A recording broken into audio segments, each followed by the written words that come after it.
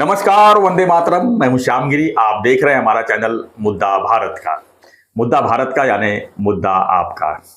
आज का हमारा मुद्दा है लोकसभा के चुनाव के मद्देनजर सीटों के बंटवारे को लेके मचमच। जी हाँ, लोकसभा के चुनाव की बात करें तो 100 दिन भी नहीं रह चुके हैं, यानी चुनाव के समय के लिए 100 दिन शेष बचे हुए हैं। लेकिन चुनाव की तैयारियों में सभी पार्टी नेता और पार्टियां पूरी तैयारी में लग गई है कि किसको कहां सीट बंटवारा गया है। खासकर महाराष्ट्र में जो है सीट के बंटवारे में काफ़ी चर्चा गर्म है, जिसमें उबाठा की बात करें तो संजय राउत ने कहा है कि हम कम से कम 23 सीट जो है चुनाव लड़ेंगे, और उसके विरोध में कांग्रेस भी उतर गई है और कहती है कि उबाठा के पास कहाँ नेता है। अब इसी मचमच पे थोड़ा चर्चा कर लेते हैं। हमारे साथ में है नवभारत के वरिष्ठ पत्रकार सूर्यप्रकाश मिश्रा जी। हम उनसे चर्चा करेंगे और जानेंगे कि महाराष्ट्र की जो राजनीतिक स्थिति है, सीटों को लेकर कितना कैपेबल किसके पास है। स्वागत है आपका मिश्रा जी हमारे चैनल में एक बार फिर से। क्या कहेंगे जो इस समय मचमच दो संजय में चल रहा है, संजय राउत वर्सेस संजय निरुपम। संजय निरुपम को संजय राउत ने गली का नेता कह दिया सीट के बंटवारे को लेके, तो और भी आगे कई चीजें सुनने को मिल सकती है, कई बातें आ सकती है। तो खासकर सीट के बंटवारे लोग क्या कहेंगे कि 148 सीट है महाराष्ट्र की, और इस समय स्थिति जो बनी हुई है 2019 के बाद जो पार्टियां टूटी हैं, खासकर शिवसेना जो बाठा बनी है और एनसीपी में भी जो है टूट हुई है, इसको लेकर बीजेपी और अभी बाकी में तो कुछ सामने नहीं आ रहे हैं। लेकिन खासकर महाविकास आघाड़ी की बात करें तो एक तरफ इंडिया टीम बनाया हुआ है उन्होंने, और दूसरी बात अब सीट के बंटवारे को लेकर जो है आपस में ही मचमच शुरू कर दिए हैं। तो कुल मिला क्या कहेंगे आप इस पर? देखिए, महाराष्ट्र जी जिसको कहते हैं, ये लोकसभा चुनाव की दृष्टि से महाराष्ट्र का राजनीतिक समीकरण जो है ना जी, ये बहुत सबकी समझ में आने वाला नहीं लगता इस बार। और सबसे बड़ी ये चीज़ है कि बीजेपी या आप महायुति कह सकते हैं, और इधर या महाविकास आघाड़ी या इंडिया के घटक दल कह सकते हैं, ये चुनाव जो है ना, ये सबसे अलग चुनाव होगा। ऐसा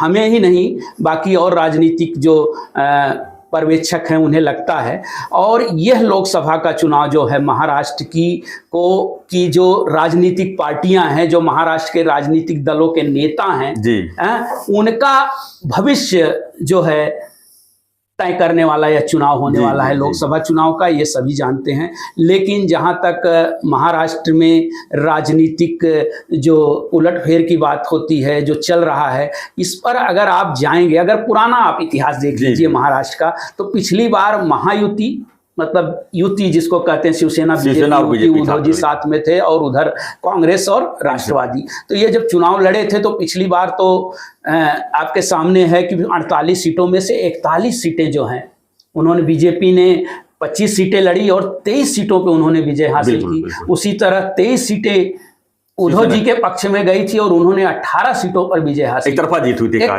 तरह से जीत हुई थी, बहुत करारी हार हुई थी एनडीए को। महाराष्ट्र इसीलिए इंपॉर्टेंट है कि महाराष्ट्र सर कि उत्तर प्रदेश और बिहार के बाद सबसे बड़ा, मतलब तीसरा बड़ा राज्य है जहां से सबसे ज्यादा लोकसभा सीटें हैं।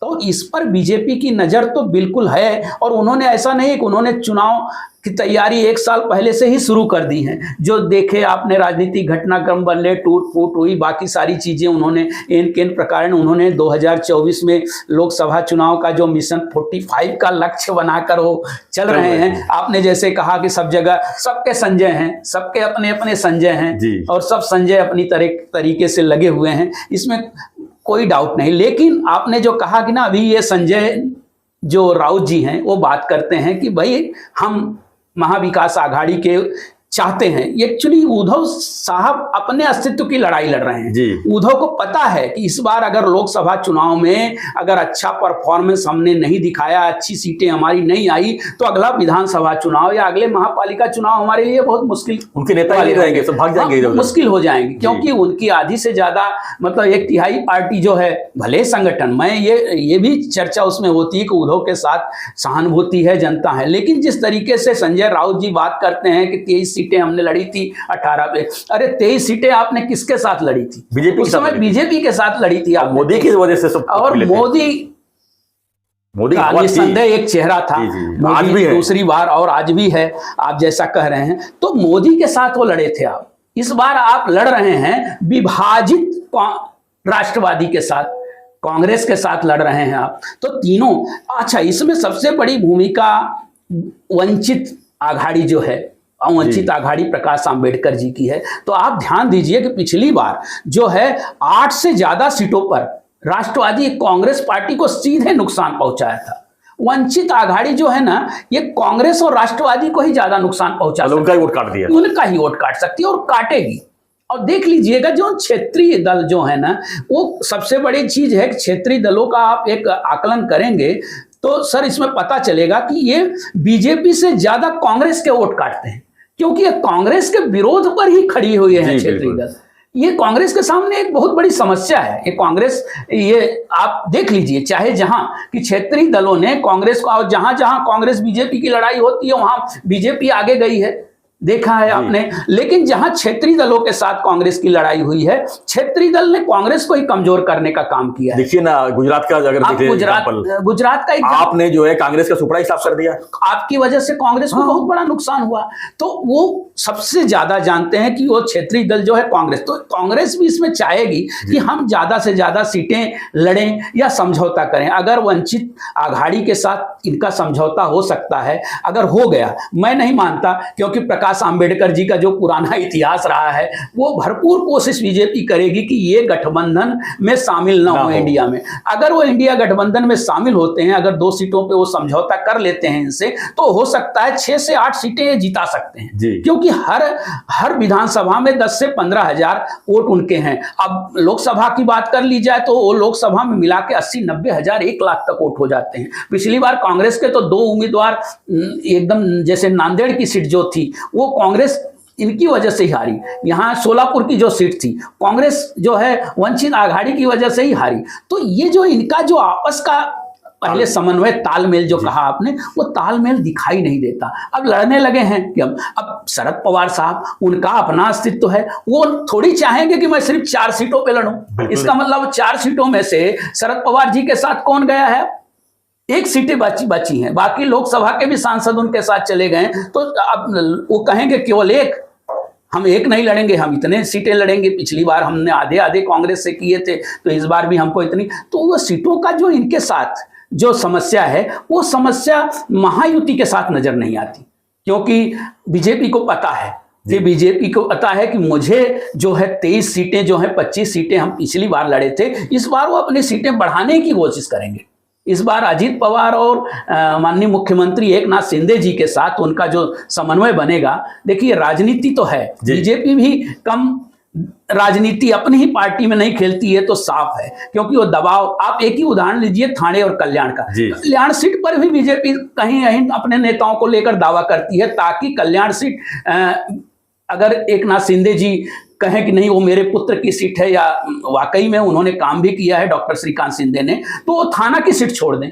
ये सारा दबाव थाना सीट छोड़ने के लिए है कि बीजेपी के खाते में थाने की सीट आएगी। इसी तरह मुंबई में 4 सीटें सोचेगी, मुंबई में 3 सीटें पहले ली थी, इस बार तो कमजोर स्थिति में है शिवसेना, एकनाथ शिंदे जी की पार्टी, और तो वो 5 सीट मांग सकते हैं। तो बीजेपी का पलड़ा इस तरह भारी दिखाई दे रहा है, क्योंकि वो जो है इनसे समझौता करने के, बार्गेनिंग जिसको कहते हैं, बार्गेनिंग करने की स्थिति में है। लेकिन ये तीनों पार्टियां बार्गेनिंग, एक दूसरे से बार्गेनिंग करने की स्थिति में नहीं है। राष्ट्रवादी प्लस जो उद्धव जी की शिवसेना है, शरद पवार जी की राष्ट्रवादी है, और कांग्रेस भी, कांग्रेस इसलिए बार्गेनिंग करने की स्थिति में नहीं है। 3 राज्य हाल फिलहाल में वो हारे हैं जी। कर्नाटक का चुनाव जीता था उन्होंने, तो वो थोड़ा सा उनके उत्साह आया था करके, लेकिन उस समय, इस समय वो भी, लेकिन कांग्रेस पीछे भी नहीं हटेगी। कांग्रेस सबसे बड़ी पार्टी है, कांग्रेस के सारे विधायक अभी भी, देखिए सारी पार्टियां टूटी लेकिन कांग्रेस के विधायक टूटे नहीं महाराष्ट्र में, तो वो बार्गेनिंग की स्थिति में रहेगी। तो जिस तरह शिवसेना कह रही है, संजय राउत कह रहे हैं, संजय निरुपम इसी तरह कह रहे हैं, इसलिए वो कांग्रेस का पक्ष रख रहे हैं कि भाई कांग्रेस इसमें सबसे बड़ा दल है और कांग्रेस मजबूत दल है, इसमें नो डाउट। कांग्रेस का नेता भी इंडिया का ही, आपने कांग्रेस के नेता चुना है, आपने मल्लिकार्जुन खड़गे को उनके नेतृत्व में एक तरह से चुनाव लड़े। अब जिसके नेतृत्व में चुनाव लड़ना है, तो उसको अगर सीटें आप नहीं देंगे आधी से ज्यादा, तो कहां जाए? जब आधी सीटें उनको दे जाएंगे तो शरद पवार साहब क्या करेंगे, शिवसेना उद्धव जी क्या करेंगे, या वंचित आघाड़ी क्या करेगी। तो इस तरह से बहुत बड़ी समस्या पैदा होने वाली है सीटों के बंटवारे को लेकर। ये भले ऊपर ऊपर कह रहे हैं लेकिन अंदर आग लगी हुई है।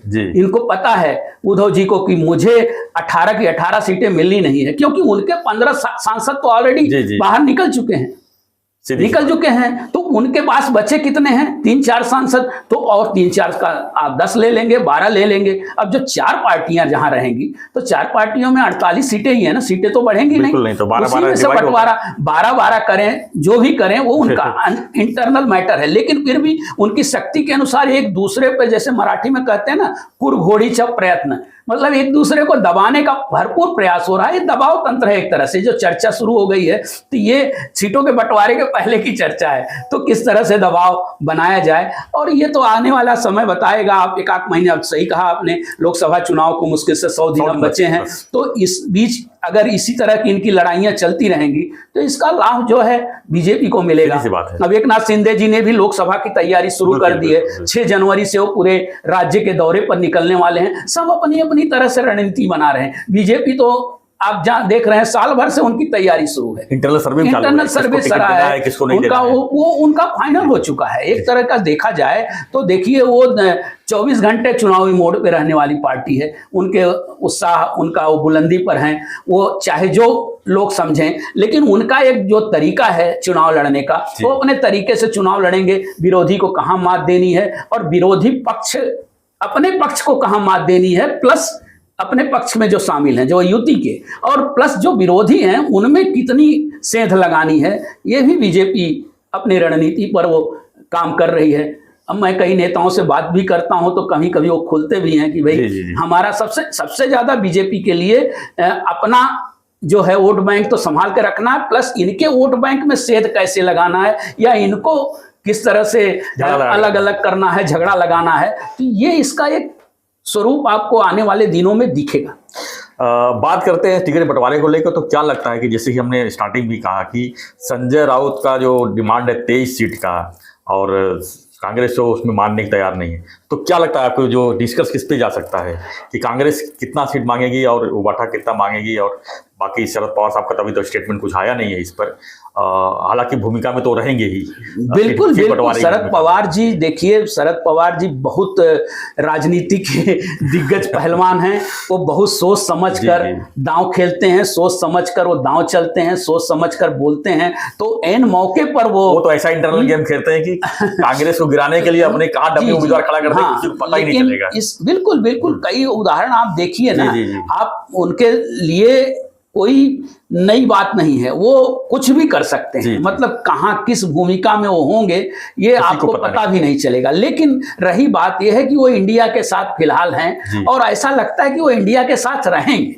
उनको जरूरत है, वो अकेले कुछ भी नहीं कर सकते क्योंकि उनके पास इंडिया के साथ रहेंगे। पिछले दिनों आपने एक कार्यक्रम देखा होगा कि भाजपा के जो सबसे दिग्गज नेता हैं महाराष्ट्र के, वो उनकी तारीफ कर रहे थे।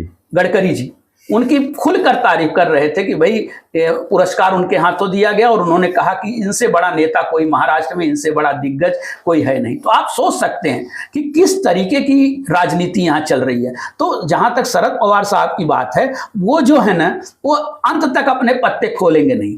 बात रहेगी कांग्रेस की और उभाटा की। तो ये दोनों आपस में चलता रहेगा। वो उनकी सीटें ज्यादा, इनकी सीटें कम। ये है कि उद्धव जी को तो समझौता करना पड़ेगा, क्योंकि उनके लिए भी ये जीवन मरण का प्रश्न है राजनीतिक रूप से। क्योंकि अगर उनकी 10 सीटें नहीं आई, 10 सांसद भी अगर लोकसभा में नहीं पहुंचे उद्धव के, तो आगे की राह जो है, विधानसभा की राह या और महानगर पालिका या राजनीतिक राह जो है वो मुश्किल हो जाएगी। वही समस्या सबके साथ है। हमारे माननीय मुख्यमंत्री एकनाथ शिंदे जी के लिए भी एक बड़ी चुनौती कही जा सकती है, क्योंकि लोकसभा चुनाव में अगर उनके नेताओं ने या उनकी पार्टी ने अच्छा प्रदर्शन किया या अच्छा समायोजन करके या समन्वय बना के बीजेपी के साथ उनकी सीटें अच्छी आती हैं, एक दहाई तक अगर वो भी पहुंच जाते हैं, दहाई के ऊपर की बात जहां तक बोल रही है कि बहुत कम सीटें, 2 अंकों में अगर वो भी पहुंचते हैं, तो ये आगे के लिए, आगे विधानसभा चुनाव के लिए या उनके राजनीतिक भविष्य के लिए एक नए द्वार खुल सकते हैं। नहीं तो इसमें कुल मिलाकर ये सारे एक बड़े वट वृक्ष के नीचे हैं, जैसे बड़े वट वृक्ष के नीचे बीजेपी को वट वृक्ष ही माना जाए ना चाहिए कि जैसे खरपतवार या जैसे छोटे वृक्ष नहीं उग पाते, उसी तरह का ये सब मामला है। बीजेपी अपनी तरीके से पूरी तैयारी में है। हाँ, हालांकि हालिया सर्वे जो हैं वो चौंकाने वाले हैं, और ये चौंकाने वाले सर्वे हैं, कुछ हकीकत भी है। ऐसा नहीं कि अगर हाँ वंचित बहुजन जो बोलते हैं प्रकाश आंबेडकर की ये इंडिया में अगर शामिल होती है तो इनके लिए मुश्किलें खड़ी होंगी, कुछ सीटें नुकसान कर सकती हैं। कुछ सीटें क्या 2.5 तक की सीटें, और महाराष्ट्र में नुकसान होने के लिए नुकसान युति का ही सबसे बड़ा 42-43 सीट जो है, 42 अगर कम हुआ तो उनका ही नुकसान होगा। सबसे बड़ी चीज है कि बीजेपी का, महाराष्ट्र में बीजेपी चाहेगी कम से कम अपने दम पे, मतलब उनकी अपनी सीटें 23 से 25, 40-45 तो गठबंधन की बात कर रहे हैं, लेकिन पिछला प्रदर्शन वो अगर दोहरा लें कि मतलब पिछले प्रदर्शन में भी वो ज्यादा चाह रहे हैं, लेकिन अगर पिछली बार 23 सीटें बीजेपी को मिली थी, 25 सीटें लड़के। और सुगुगाट तो ऐसी भी है कि जो अजित पवार गुट है और शिंदे गुट को जो है बीजेपी के चुनाव पे लड़ाया जाए। कई चर्चा ऐसी चल रही है, कई सीटों पे ऐसी चर्चा चल रही है कि उस पर लड़ाया जाए। अब देखिए, एक निर्दलीय जैसे राणा की सीट है अमरावती की, वो स्वयं चाहती है, बीजेपी भी चाह रही है, और वो मुझे लगता है कि वो तैयारी हो चुकी हुई है कि वो सीट बीजेपी के पास जाएगी और बीजेपी के चुनाव चिन्ह पर वो नवनीत राणा इलेक्शन लड़ेंगे। बिल्कुल। तो इस तरह की 1-2-4 सीटें और हैं, जैसे अब थाने की सीट पर चर्चा हो रही है, जहां आप बैठे हैं कि ये सीट बीजेपी के खाते में जाए। बीजेपी भरपूर, मुंबई की 1-2 सीटें बीजेपी चाह रहे हैं, लेकिन मुंबई का भी गढ़ इतना आसान नहीं है। पिछली बार बीजेपी ने 3 सीटें जीती थी, 3 सीटें युद्धो जी ने जीती थी। इस बार अगर ढंग से अगर उनका गठबंधन होता है तो बीजेपी को यहाँ नुकसान भी हो सकता है। एक सीट पर तो बिल्कुल खतरा मंडरा रहा है, मैं अभी उसका खुलासा नहीं करूंगा, लेकिन उनकी एक सीट तो बिल्कुल खतरे में है। हाँ, बाकी 2 सीटें तो ठीक हैं वो संघर्ष करके, लेकिन एक सीट बीजेपी की पूरी तरह खतरे में है। वो सीट उद्धव के हाथ जा सकती है अगर ढंग से, अगर इनका जो है बीजेपी शिवसेना जो और पवार के साथ अगर ढंग से गठबंधन हुआ, तरीके से हुआ, तो उसमें वो सीट बीजेपी के हाथ से निकल जाएगी। तो कहीं ना कहीं कम होगी तो कहीं वो अपना उसकी पूर्ति करने की भी कोशिश करेंगे। मेरे ख्याल से इशारा जो है महाजन की सीट पर बोल रहे हैं आप। बिल्कुल, आप तो आप भी जानते हैं, बाकी चीजें हैं, वहाँ बड़ी संख्या में दलित और मुस्लिम मतदाता हैं, और इनके इसमें कोई संदेह नहीं कि दलित और मुस्लिम मतदाता अब वो हैं। और जो इस समय उद्धव ठाकरे का जो सॉफ्ट हिंदुत्व है बोला जाता है ना, नरमपंथी हिंदुत्व, कट्टर हिंदुत्व से वो सॉफ्ट हिंदुत्व की भूमिका में आ गए हैं, तो उसको लेकर सेकुलर कहा जा सकता है, सेकुलर लेकिन सॉफ्ट हिंदुत्व नहीं। कभी कभी वो हिंदुत्व की भाषा भी करते हैं, बोलते हैं, लेकिन कभी कभी वो एकदम बिल्कुल जो कह रहे हैं आप सेकुलर हिंदुत्व की बात है, तो उसमें जब आ जाते हैं, हिंदुत्व है वो सेकुलर या सॉफ्ट या कठिन नहीं है, लेकिन अब अपनी अपनी भाषाएं हैं, अपना अपना तर्क है लोगों का।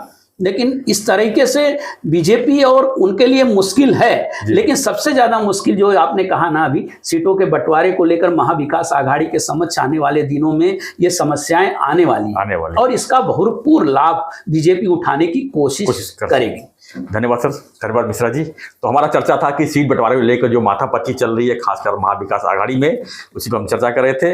आपको क्या लगता है इस चर्चा पर, आप क्या मानते हैं इस चीज़ पे? आपके भी कुछ प्रतिक्रिया रहेगा तो हमें कमेंट बॉक्स में लिखिए। और हमारा रिक्वेस्ट है, चैनल को आपने सब्सक्राइब नहीं किया होगा, अगर ऑनलाइन देख रहे हैं या किसी और लिंक के थ्रू देख रहे हैं, तो आप जो है हमारे चैनल सब्सक्राइब कीजिए। हम रोज़ जो है इन राजनीतिक मुद्दों को आप तक पहुँचाते रहेंगे, और हमारा रिक्वेस्ट है बने रहिए, देखते रहिए हमारा चैनल मुद्दा भारत। धन्यवाद सर, धन्यवाद, जय हिंद।